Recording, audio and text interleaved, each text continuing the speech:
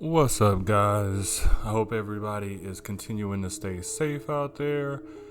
And it is another Friday, if you can believe it already.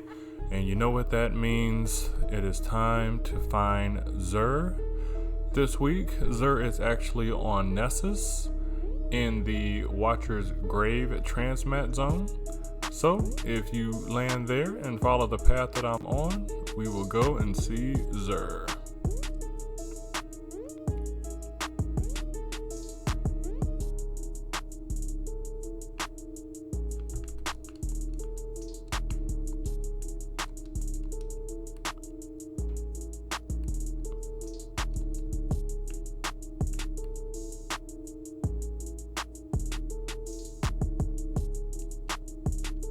Alright, let's see what he has this week. Oh, that's hilarious. Alrighty, so first up for the weapon this week is the Hard Light Exotic Auto Rifle. The trait is Volatile Light. Rounds fired from this weapon have reduced damage fall off, over-penetrate targets, and ricochet off hard surfaces. Projectile damage increases after bounce. It's kind of ironic. They literally just nerfed this, so I guess they're giving it out to everybody again.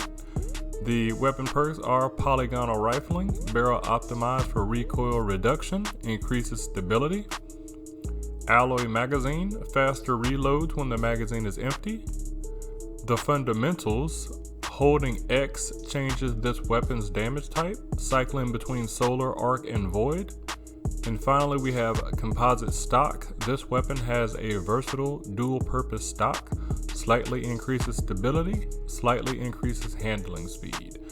It is a really good auto rifle, but again, it did just receive a nerf, but it is really not that bad at this point. Next up, we have the Gwizzin Vest for the Hunter. Intrinsic perk is Roving Assassin. Each spectral blade kill you make before going into stealth will restore more of your super energy. If you are someone who likes to use the middle tree void subclass on the hunter, the spectral blades, this is actually a really good chest piece to use. So if you do not have this, you may want to pick it up. Next up, we have the Hollow Fire Heart for the Titan. The armor perk is Sunfire Furnace, improves the recharge rate of your solar abilities, greatly improves recharge rate while your super is charged. So again, I main a hunter and I have never tried this, but if you love to use Titans on their solar subclass, this is probably a good exotic for you. Moving on to the Warlock, we have the Apotheosis Veil. Armor perk is Insatiable, immediately regenerate health, melee, grenade, and rift energy upon activating your super. Nearby allies recharge class abilities faster. That actually sounds like a really good exotic. Again, I made a hunter, so I'm not 100% sure myself, but that seems like a really good exotic to have for the Warlock. So you can definitely pick that up if you don't have one.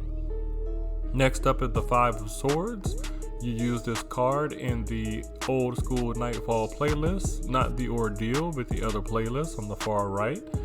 And you can change the singe in those playlists, as well as add modifiers if you were trying to get a high score. And lastly, we have the Invitation of the Nine. You do everything that the card says and you will be granted a chest at the end. If you are still trying to upgrade your power level, that drop may actually help you, and it's actually very easy to do. Now, as always, we are going to pop this Engram and see if Xur is going to stop trolling me and give me my 6 Coyote chest piece. Let's see what we got. And, ooh, the worst troll ever. Either literally like the worst exotic armor pieces in the game. So the armor perk for Aeon Swift is dodging grants the following to nearby Aeon cult allies. So when you dodge, you get grenade energy to warlocks, melee energy to titans, and dodge energy to hunters. Other allies receive a fraction of the energy shared. These are terrible exotics because everyone nearby has to be wearing the same Aeon exotic pieces, which basically means if no one else is wearing these, they have no use at all. And if you're playing solo and no one else wants to wear these are quite pointless. So those will be getting turned into Legendary Shards. But that's gonna do it for this video, guys. I hope you guys have a good weekend and continue to stay safe, and we will holler at you guys later.